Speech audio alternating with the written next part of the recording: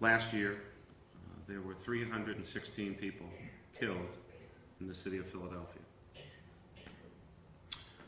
Of the 316 murder victims last year, approximately 41% were between the ages of 11 and 24. 11 and 24, 41%. Violence is a pervasive and a destructive part, unfortunately, of our American culture.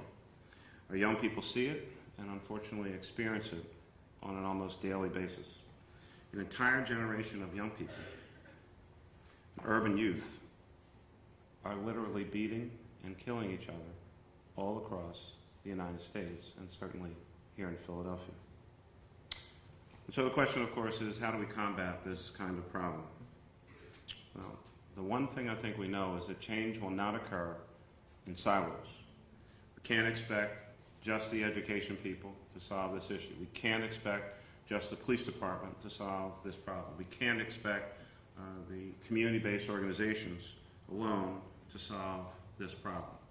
It is multifaceted, it is complex, and it requires all of us to do our part in cooperation and in coordination with each other.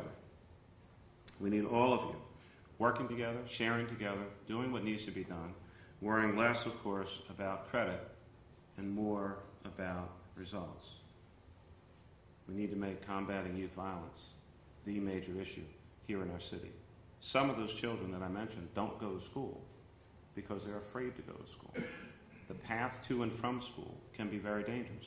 And then, unfortunately, in school can be dangerous as well. The level of violence between children in school and children and adults, if you see some of the statistics, even though the numbers have gradually been going down over the past couple of years, they are still exceedingly much too high. And so people bringing weapons to school, people assaulting each other, both physically, sexually, mentally, takes place on a regular basis and is one of the barriers to why some children don't go to school.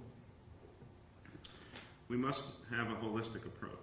We need cross-governmental cooperation, community engagement, and public-private partnerships to really develop the answers and then have the political and personal will to implement those answers as well.